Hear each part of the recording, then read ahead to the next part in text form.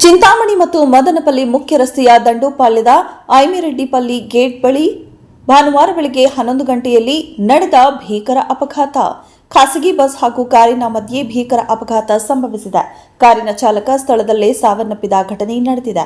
ಕಾರಿನ ಚಾಲಕ ಅತಿ ವೇಗ ಮತ್ತು ಅಜಾಗರೂಕತೆಯಿಂದ ಕಾರನ್ನ ಚಾಲನೆ ಮಾಡಿ ಬಸ್ಸಿಗೆ ಡಿಕ್ಕಿ ಹೊಡೆದ ಪರಿಣಾಮ ಕಾರಿನ ಮುಂಭಾಗದ ಎಂಜಿನ್ ಸಂಪೂರ್ಣ ನೂಜುಗುಜ್ಜಾಗಿ ತಲೆಗೆ ತೀವ್ರ ಪೆಟ್ಟು ಬಿದ್ದು ಸ್ಥಳದಲ್ಲೇ ಸಾವನ್ನಪ್ಪಿದ್ದಾನೆ.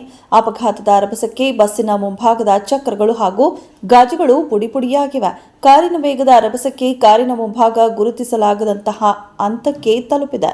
ಮೃತಪಟ್ಟ ಕಾರಿನ ಚಾಲಕ ನೆರೆಯ ಆಂಧ್ರಪ್ರದೇಶದ ಚಿತ್ತೂರು ಜಿಲ್ಲೆಯ ಕಳಕಡ ಗ್ರಾಮದ ರಂಗಪ್ಪಗಾರಿ ಪಲ್ಲಿ ನಿವಾಸಿ 44 ವರ್ಷದ ಪ್ರವೀಣ್ ಚಂದ್ರನಾಯ್ಡು ಎಂದು ಗುರುತಿಸಲಾಗಿದೆ.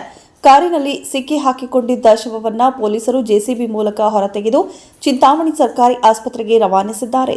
ಮೃತ ಕಾರಿನ ಚಾಲಕ ಬೆಂಗಳೂರಿನ ಖಾಸಗಿ ಕಂಪನಿಯೊಂದರಲ್ಲಿ ಕೆಲಸ ಮಾಡುತ್ತಿದ್ದ ಎಂದು ತಿಳಿದು ಬಂದಿದೆ.